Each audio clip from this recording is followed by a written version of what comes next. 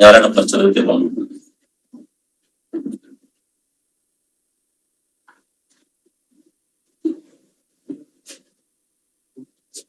యోహాను సువార్త 10వ అధ్యాయం 11వ వచనం నుంచి 14వ వచనం వరకు చదువుకుంటారు.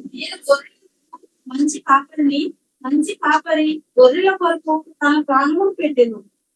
ఈతగాడు గొర్రెల కాపరి కాడు కనుక గొర్రెలు తనకి కానందున కోడేలు వచ్చిన చూసి గొర్రెలను విడిచిపెట్టి పారిపోవడం. కోడేలు ఆ గొర్రెలను పట్టి చెదరగొట్టేది.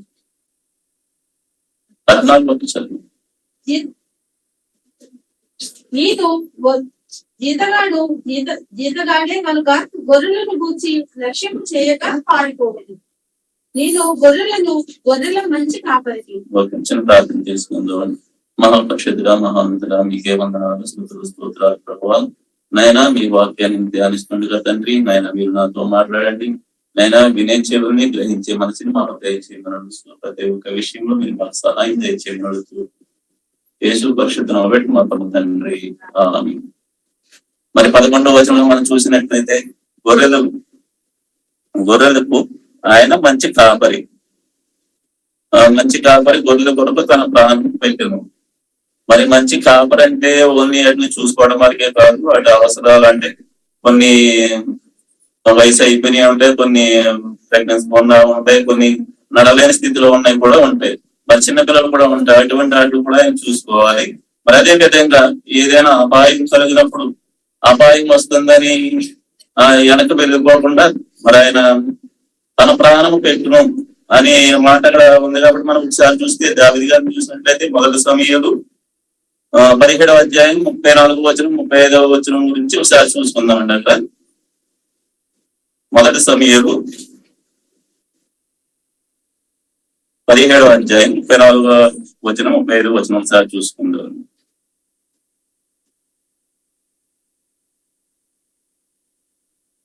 అందుకు దావీదు సౌలుతో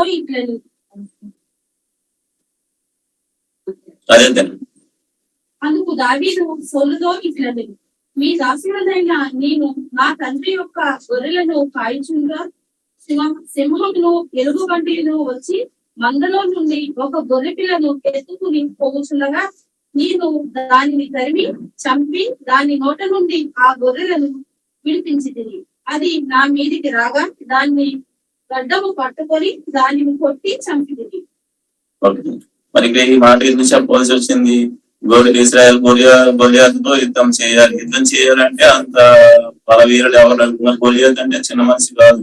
అతని 6.5 హైటు, అంటే ఇంచుమించు 10 అడుగుల ఎత్తు ఉంటాడు.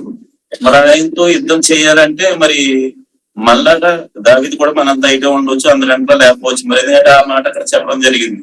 మరి అలాంటి వాటి యుద్ధం చేయాలంటే అక్కడ సౌలు దగ్గర దావీదు మాట చెప్తాడు, నేను వెళ్తానన్నప్పుడు సౌలు, నువ్వు బాలుడు నాయన, నువ్వు వెళ్ళవద్దు, మరి అతను పెద్ద మనిషి కదా, అతనితో యుద్ధం చేయలేమంటే ఈ మాట చెప్తాడన్నమాట. నేను గొర్రెలను కాల్చుండగా ఆ గొర్రెలు కాసే సమయంలో సింహం వచ్చి ఎత్తుకుని వెళ్ళిపోద్ది గొర్రెపిల్లని ఎత్తుకు వెళ్ళిపోయినప్పుడు దావీదు దాని వెంటపడి దానితో ఫైట్ చేసి దాన్ని చంపి దాని నోటి నుండి ఆ గొర్రెపిల్లని రక్షించాడు. అదే విధంగా యేసు ప్రభు కూడా మనం ప్రతి నిత్యము కాపాడుతూనే ఉంటున్నాడు. ఏదో ప్రక్కన నుంచి ప్రతి క్షణం కూడా మనం ఎన్నో అపాయమైన పరిస్థితుల్లో ఉన్నప్పటికీ కూడా ప్రభు మనం విడిచిపెట్టలేదు. అక్కడ గొలియాతుతో ప్రార్థన చేసినప్పుడు గొలియాతు యుద్ధం చేయలేకపోయినప్పుడు గొలియాతుకి యుద్ధం ఆయన ఏ విధంగా చేసాడు? దేవుడు సహాయం చేశాడు. దేవుడి సహాయం ఎలాగా? ఆయనకి జ్ఞానం ఇచ్చాడు. ఒక సమయంలో ఎంత బలవంతుడైనా సరే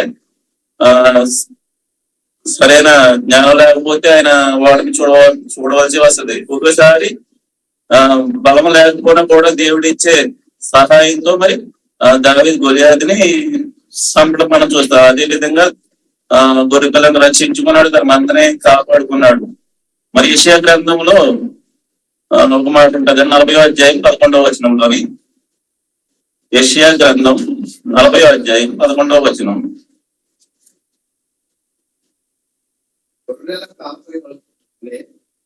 ఆయన తన మందను మేపుకుని తన తోటలతో గొర్రె పిల్లలను సోకి 2 చొప్పున ఆనించుకొని మోగించారు. పాలించి వాటిని ఆయన మెల్లగా నడిపించారు. ఇప్పుడు కాపరి పుట్టవలసిన లక్షణాలు ఏంటి మనం చూసేది కదండి.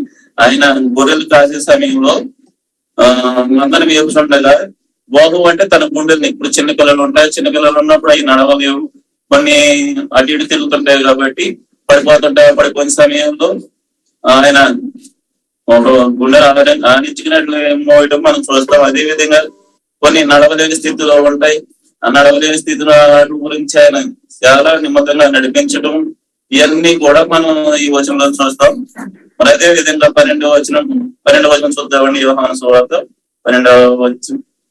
ఈతగాడు గొర్రెల కాపరి కాడు కనుక గొర్రెలు తనవి కానందున తోడేలు వచ్చుట చూసి గొర్రెలను విడిచిపెట్టి పారిపోవు.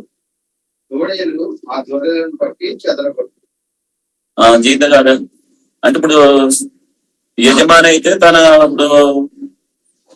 ప్రాణం పెట్టి తన గొర్రెలు విడిపించుకున్నాడు. జీతగాడు మరి జీతగాడికి పనికి వచ్చినాడు అంత ప్రాణం పెట్టడం అపాయం వచ్చిందంటే దాని నుండి పారిపోతాడు. గొర్రెలు విడిచిపెట్టి పారిపోతే నష్టం ఎవరికి? యజమానికి. కాబట్టి తన ప్రాణం అయితే పెట్టి అంత ధైర్యం చేయుడు. 13 జీతగాడే కనుక గొర్రెలను కూర్చి లక్ష్యం నుంచి పారిపోవును. 14వ వచనం. నేను గొర్రెలకు మంచి కాపరిని ఆయన సెలవేస్తున్నాడు. ఎబ్రియులు 13:20 వచనం ఒకసారి చూసుకుందాం. అలాగే యెషయా 53:6-7 వచనాలు కూడా చూసుకుందాం. నేను గొర్రెలకు మంచి కాపరిని.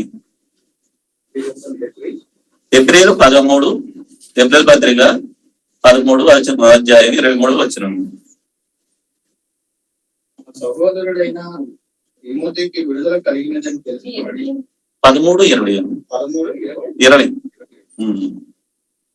గొర్రెల గొప్ప కాపరి అయిన యేసు అను మన ప్రభువును నిత్యమైన నిబంధన సంబంధములు రక్తమును బట్టి మృతులలో నుండి లేపిన సమాధానకర్త దేవుడు యేసు క్రీస్తు ద్వారా తన దృష్టికి అనుకూలమైన దానిని మనలో జరిగించుతూ ప్రతి మంచి విషయంలోనూ తన చిత్త ప్రకారం చేయుటకు మిమ్మల్ని సిద్ధపరచును గాక.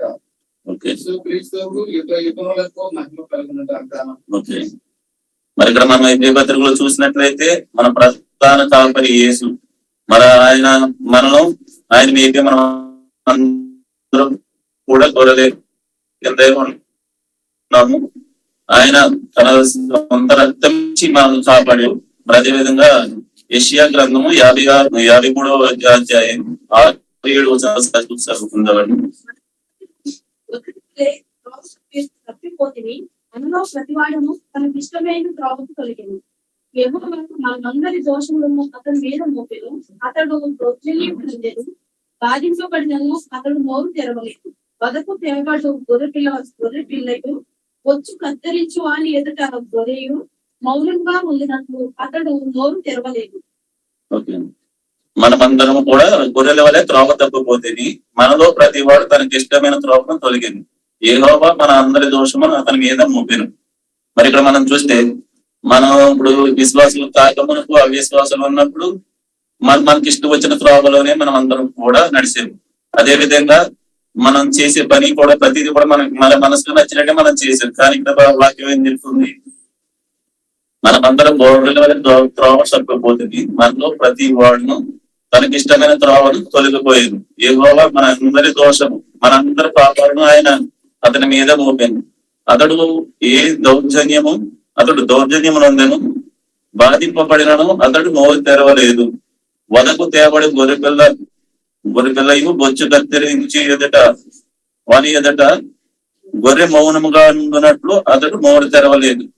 మరి అతను ఏ పాపము చేయనప్పటికీ మరి అతను సిలువేసే సమయంలో కనీసం నేను ఈ తప్పు చేయలేదు, నేను సరి చేసుకుంటాను అనే మాట కూడా అతను చెప్పకుండానే మౌనముగా ఉండిపోయి ఆ మౌనాన్ని మనందరి నిమిత్తము ఆయన భరించి మన పాపములు మన శాపములు ఆ శిలువ మీద మన కోసం చేసిన ప్రభువుకి మనం హృదయపూర్వకంగా కృతజ్ఞతాస్తుతులు చెల్లించి మనం ఆదరణలోకి వెళ్దామని ఈ వాక్యాన్ని దేవుడి దీవించింది.